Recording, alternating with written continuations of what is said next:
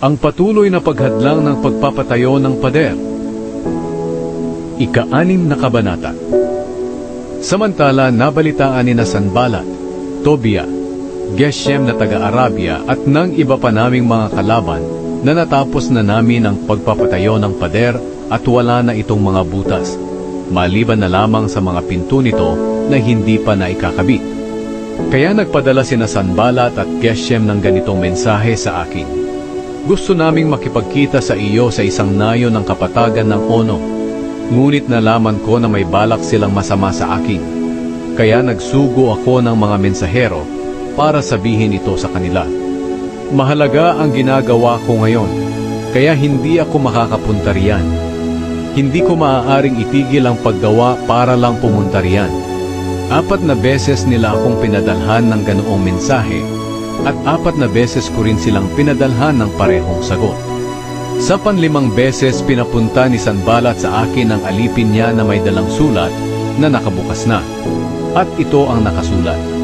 Ipinagtapat sa akin ni Geshem na kahit saan siya pumunta, ay naririnig niyang ikaw at ang mga Hudyo ay nagbabalak mag-alsa, at iyan ang dahilan kung bakit muli ninyong ipinapatayo ang pader.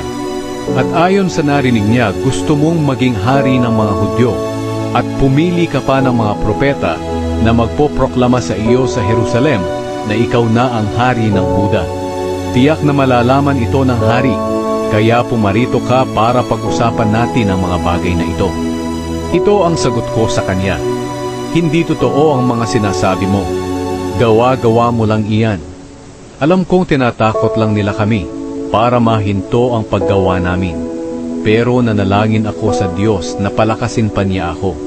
Isang araw pumunta ako kay Shemaya na anak ni Delaya at apo ni Mehetabel, dahil hindi siya makaalis sa bahay niya.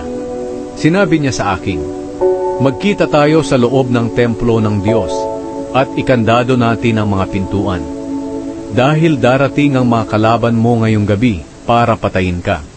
Ngunit sumagot ako, gobernador ako, bakit ako lalayo at magtatago sa loob ng templo para iligtas ang buhay ko?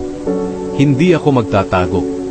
Naisip kong hindi nangusap ang Diyos sa kanya, kundi inupahan lamang siya ni Sanballat at Tobia para sabihin iyon sa akin. Gusto lamang nila akong takutin at magkasala sa pamamagitan ng pagsunod sa sinasabi ni Shemaya, para hamakin nila ako at pintasan ng mga tao. Kaya nanalangin ako, O aking Diyos, huwag niyo pong kalimutan na parusahan si Tobia at si Sanballat sa kanilang masamang ginawa, pati na ang babaeng propeta na si Noadias at ang iba pang mga propeta na naghahangad na takutin ako. Natapos ang pagpapatayo ng pader. Natapos ang pader noong ika-25 araw ng ika-6 na buwan, na siyang buwan ng Elul. Natapos ito sa loob ng 52 araw. Nang mabalitaan ito ng aming mga kalaban sa kalapit na mga bansa, natakot sila at napahiya. Napag-isip-isip nila na natapos ang gawain iyon sa pamamagitan ng tulong ng Diyos.